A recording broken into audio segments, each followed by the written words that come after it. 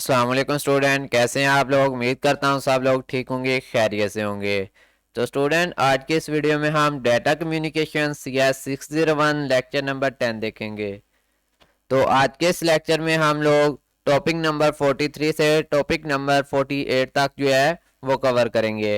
Lecture start करने से पहले आप दोस्तों से एक बात शेयर करता चलूँ कि हमने CS 601 की ऑनलाइन क्लासेस स्टार्ट की हुई हैं। आप मुझे व्हाट्सएप करके CS 601 की ऑनलाइन क्लासेस ज्वाइन कर सकते हैं। सामने स्क्रीन पे आप लोगों को मेरा व्हाट्सएप नंबर नज़र आ रहा होगा। अगर कोई स्टूडेंट यूट्यूब से मेरा लेक्चर ले रहा है तो देन फिर वो अगर ऑनलाइन क्लासेस लेना चाहता है तो व्हाट्सएप करके ऑनलाइन क्लासेस ले सकता है। तो आज के लेक्चर का हमारा फर्स्ट टॉपिक होगा ट्रांसमिशन ऑफ डिजिटल सिग्नल। देखें, ट्रांसमिशन ऑफ डिजिटल सिग्नल के दो मेथड होते हैं, base band transmission, broadband transmission. ये आपके दो जो मेथड होते हैं ट्रांसमिशन ऑफ डिजिटल सिग्नल में इस्तेमाल होते हैं। इनको हम रीड करेंगे। We have already studied that when the digital signal seen as the composite signal, it has infinite bandwidth and it has frequency from 0 to 1। वो कह रहे हैं कि हम जब डिजिटल सिग्नल को एज अ कंपोजिट सिग्नल देखते हैं देन फिर क्या होता है कि उनकी जो बैंडविड्थ होती है वो इन्फिनाइट होती है। इन्फिनाइट मीन होता है जीरो से इन्फिनिटी तक होना, मतलब जितनी भी हो। तो उसमें फ्रीक्वेंसी क्या होती थी, 0 से 1 होती थी, मतलब 0 होती थी या फिर 1 होती थी, 0 to 1 होती थी फ्रीक्वेंसी आपकी। और अब हम यहाँ पे देखेंगे to transmit such signal we need to method. इस तरह के सिग्नल्स को ट्रांसफर करने के लिए हमारे पास दो मेथड बताए गए हैं। वो कौन से हैं? बेस बैंड ट्रांसमिशन और ब्रॉडबैंड ट्रांसमिशन। तो फर्स्ट हमारा है बेस बैंड ट्रांसमिशन। इसको देखते हैं digital signal to digital signal.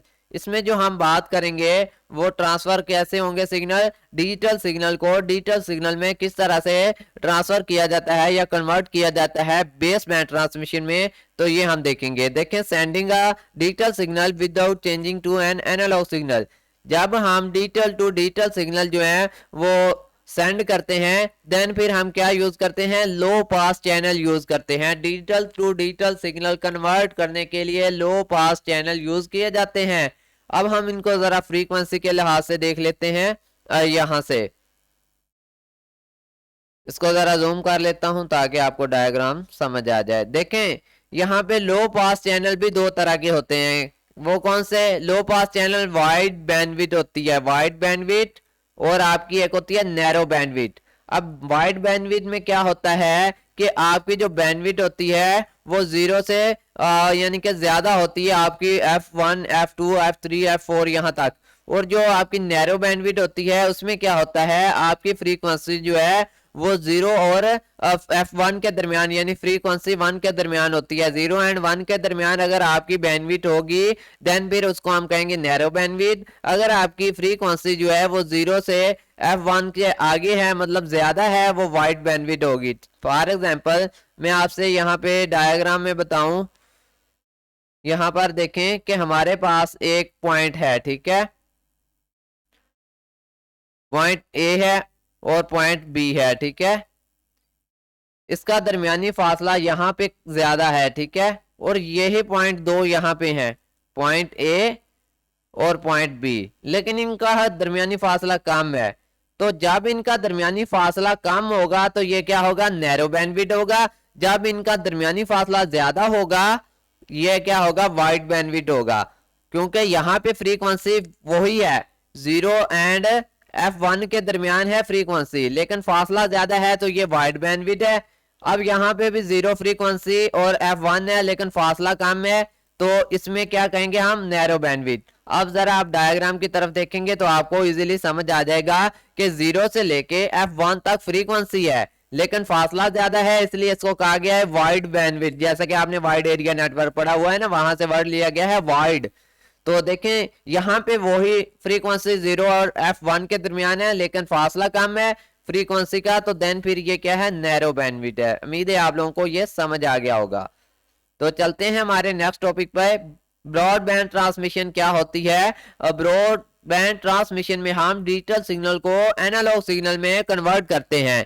देखिए अगर आपसे पूछा जाता है एमसीक्यूज में digital signal to analog signal के लिए कौन सी ट्रांसमिशन यूज होती है, तो आपने बताना है कि ब्रॉडबैंड ट्रांसमिशन जो है वो डिजिटल सिग्नल को एनालॉग सिग्नल में कन्वर्ट करने के लिए इस्तेमाल होती है। आपसे ये भी क्वेश्चन पूछा जा सकता है कि ब्रॉडबैंड ट्रांसमिशन किस लिए यूज करते हैं, तो देन फिर आपने आंसर में लिख के आना है कि डिजिटल सिग्नल को एनालॉग सिग्नल में कन्वर्ट करती है। अब यहाँ पे क्या है कि आपके जो डिजिटल सिग्नल है ना वो आपके किस में कन्वर्ट हो रहे हैं, एनालॉग सिग्नल में। तो ये देखें आपके जो डिजिटल सिग्नल है वो एनालॉग सिग्नल में यहाँ पे कन्वर्ट हो रहे हैं, डायग्राम में दिखाया जा रहा है। तो अब यहाँ पे देखें एम्पलीट्यूड की बात हो रही है। देखें यहाँ पे base band channel, the base band base channel not started from zero frequency. देखें यहाँ पे आपके जो ब्रॉडबैंड ट्रांसमिशन होती है ना वो जीरो फ्रीक्वेंसी से स्टार्ट नहीं होती। तो जो आपके ये यहाँ पे थोड़ा सा रॉन्ग लिखा गया है, आपके जो बेस बैंड ट्रांसमिशन है वो जीरो से स्टार्ट होती है, उसकी फ्रीक्वेंसी जीरो से स्टार्ट होती है। ब्रॉडबैंड ट्रांसमिशन की फ्रीक्वेंसी जो है वो f1 से स्टार्ट होती है, आगे इन्फिनिटी तक चलती रहती है। ठीक है, तो ये आपने बताना है, एमसीक्यूज अगर पूछा जाए तो देन आपने बताना है कि ब्रॉडबैंड ट्रांसमिशन जो है उसकी फ्रीक्वेंसी जीरो से स्टार्ट नहीं होती। मतलब अगर आपसे कहा जाए dash channel not started from zero frequency, तो आपने बताना है कि ब्रॉडबैंड ट्रांसमिशन के जो चैनल्स होते हैं उनकी फ्रीक्वेंसी जीरो से स्टार्ट नहीं होती। अगर आपसे यही एमसीक्यूज कुछ इस तरह से पूछा जाए कि dash channel started from zero frequency, अगर स्टार्टेड जीरो फ्रॉम फ्रीक्वेंसी होगा तो आपने बेस बैंड चैनल बताना है। यहाँ पे एक कंसेप्ट है कि कैसे आपको पता चलेगा कि जीरो से कौन सा स्टार्ट होता है और f1 से। देखें बेस को याद रखें, बेस का मतलब होता है बुनियाद। तो बुनियाद कहाँ से स्टार्ट हो रही है आपकी काउंटिंग की न्यूमेरिक वैल्यू की, जीरो से। तो जैसे ही आपको बेस माइंड में आएगा आपके ये कंसेप्ट पक्का हो जाना चाहिए कि बेस से मुराद है बुनियाद और जीरो से देन फिर इसकी फ्रीक्वेंसी स्टार्ट होती है। जबकि ब्रॉडबैंड में आपका बेस का कंसेप्ट नहीं है तो आपको पता चलना चाहिए कि ये f1 से स्टार्ट हो रहा है। तो चलते हैं नेक्स्ट हमारे टॉपिक पे। तो देखें ट्रांसमिशन ऑफ डिजिटल सिग्नल, आपके पावर पॉइंट स्लाइड के लिहाज से वहां से मैंने टॉपिक यहाँ पे ऐड किया हुआ है। तो देखते हैं इसमें क्या है।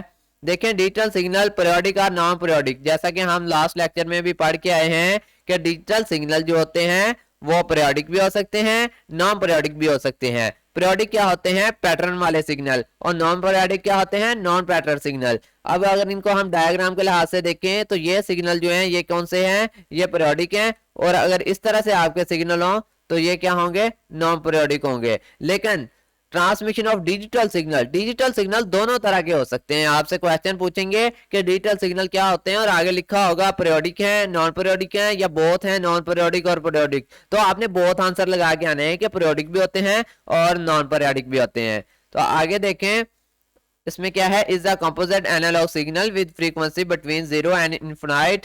तो देखें बेसिकली क्या होता है, इनमें जीरो से लेके इनफिनाइट फ्रीक्वेंसी तक जितना भी मतलब इनके दरमियान जो सिग्नल्स होते हैं वो आपके होते हैं डिजिटल सिग्नल। अब देखें इसमें टू अप्रोचेज होती हैं जो हम ऊपर पढ़ के आ चुके हैं, मैंने फिर भी यहाँ पे टॉपिक ऐड किया ताकि आपको पता चले कि पावर पॉइंट स्लाइड में भी ये टॉपिक मौजूद है।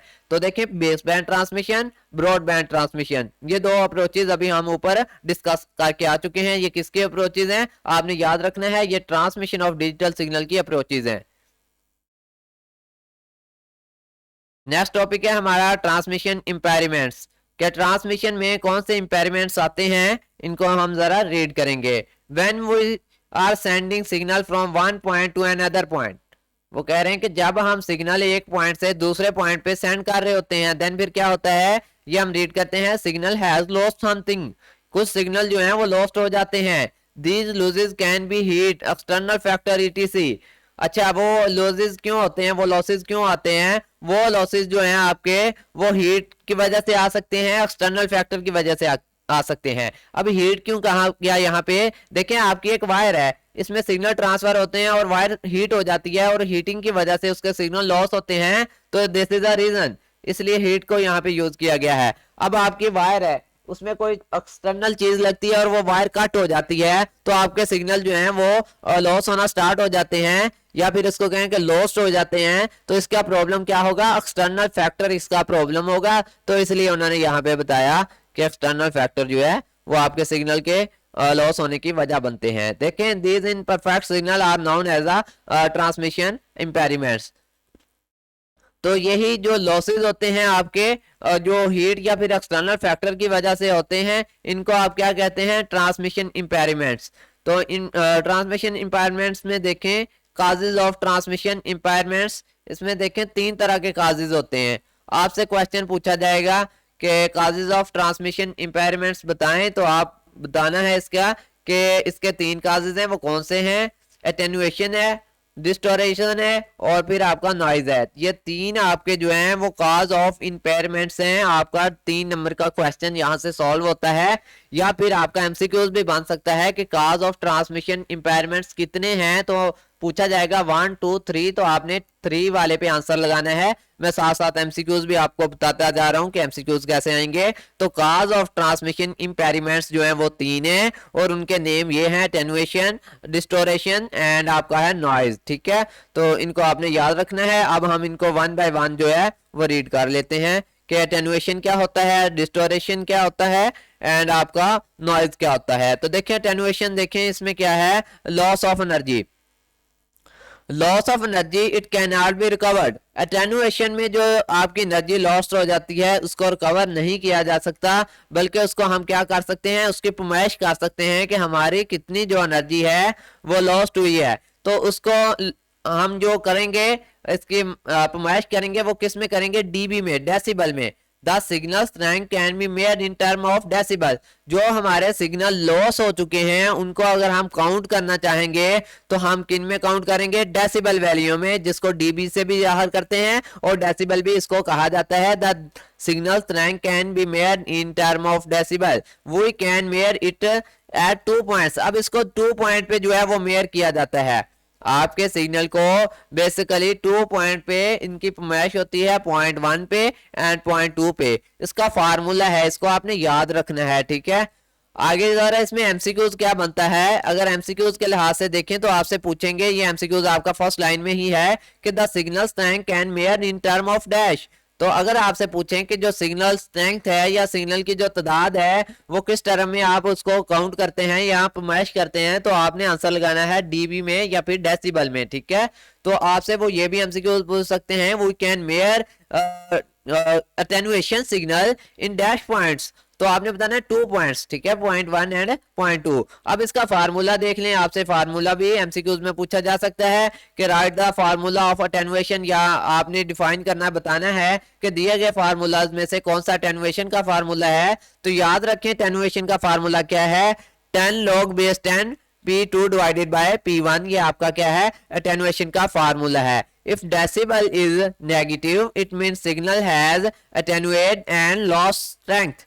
तो देखें, अगर आपसे एमसीक्यूज पूछा जाए कि if decibel is dash it mean signal has attenuate and lost strength, तो आपने बताना है कि नेगेटिव। अगर आपका जो डेसिबल है वो नेगेटिव आंसर आता है, यानी कि आपकी वैल्यू डेसिबल वैल्यू नेगेटिव आती है, तो इसका क्या मतलब है कि आपके सिग्नल जो हैं उनमें अटेन्युएशन हुई है और उनकी स्ट्रेंथ जो है वो लॉस्ट हुई है, मतलब उनकी तादाद में कमी आई है। तो अगर पॉजिटिव होगा देन फिर नहीं होगा, अगर मतलब नेगेटिव होगा देन फिर लॉस्ट होगा। ठीक है, उनकी तादाद में कमी आएगी। तो ये एमसीक्यूज है, इसको याद रखिएगा। अब इसका एक हम एग्जांपल देख लेते हैं, जरा जूम करूंगा और देन फिर आप लोगों को एग्जांपल यहाँ पे सही से नजर आने लग जाएगा। देखें, suppose a signal travel through a transmission medium and its power is reduced to 1/2। आपका एक जो ट्रांसमिशन मीडियम है उसमें से सिग्नल गुजर रहे हैं और उसके 1/2 जो सिग्नल हैं वो ऑलमोस्ट क्या हो रहे हैं, रिड्यूस हो रहे हैं। कैलकुलेट द अटेन्युएशन, इसकी जो है अटेन्युएशन कैलकुलेट करें, वो कह रहा है। अब देखें 1/2 जो है वो आपके सिग्नल रिड्यूस हो रहे हैं, तो इट्स मीन कितने सिग्नल रिड्यूस हो रहे हैं, 0.5। अब हमारा फार्मूला क्या था, 10 log 10 P2 divided by P1।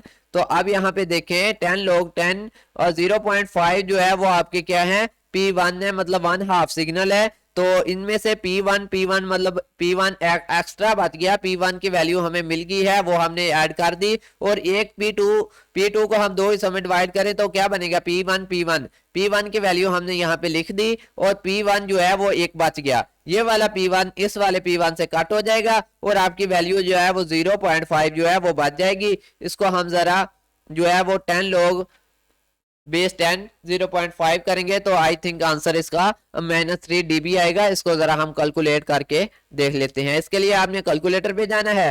Calculator पे जाने के बाद आपके पास स्टैंडर्ड मोड में होगा इस तरह से कैलकुलेटर। यहाँ पे 3 डॉट दिए गए हैं, इस पे क्लिक करेंगे और इसको साइंटिफिक मोड में करेंगे। आप देखें 0.5 है, आई थिंक 0.5, सॉरी 0.5 है। इसको जरा कट करके आप देखें, इसको हम लॉग कर लेते हैं, ठीक है, और मल्टीप्लाई इसको कर देते हैं 10 से। देन आपका आंसर क्या आया, -3।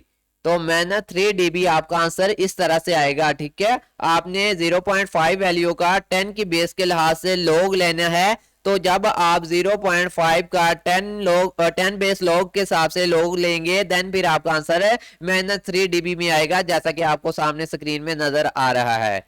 तो एक दफा फिर से देख लेंगे कि किस तरह से आप लोगों ने ये जो है वो कैलकुलेटर अपने पीसी में ओपन करना है और किस तरह से जो है आपने ये इसको सॉल्व करना है। देखिए यहाँ पे जाएंगे, आपको कैलकुलेटर नजर आएगा। नहीं नजर आता तो टाइप हियर सर्च पे जाएंगे और यहाँ पे आप जस्ट CA लिखेंगे तो आपको कैलकुलेटर मिल जाएगा। इस पे क्लिक करेंगे और इस पे क्लिक करेंगे तो आपके पास जो ओपन होगा वो स्टैंडर्ड मोड में होगा। तो आपने परेशान नहीं होना। यहाँ पे 3 डॉट दिए होते हैं, यहाँ पे जाएं, साइंटिफिक मोड में जाएं और देन फिर जो है 0.5 का 10 लॉग के हिसाब से, 10 बेस लॉग के हिसाब से आप लॉग लें 0.5।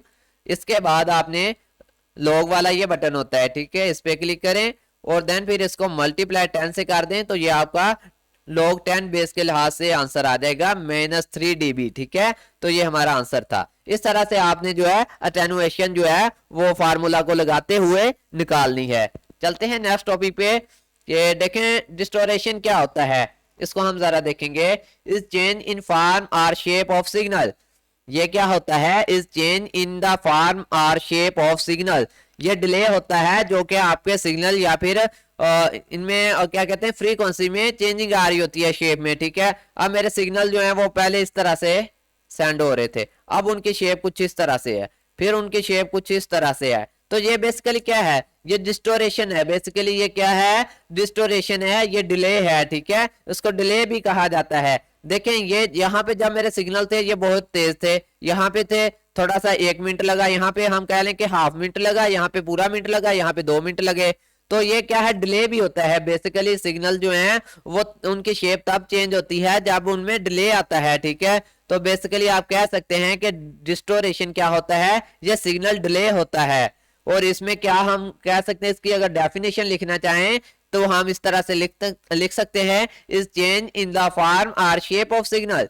ये आपके सिग्नल की फॉर्म और शेप को चेंज कर देता है, इसको हम कहते हैं डिस्टोरेशन। डिस्टोरेशन आपके सिग्नल की फॉर्म को चेंज नहीं करता। बेसिकली ये चेंज होता है जो कि जिसको नेम दिया गया है डिस्टोरेशन का। जब आपके सिग्नल की फॉर्म या शेप चेंज होगी उसको हम नेम देंगे डिस्टोरेशन का।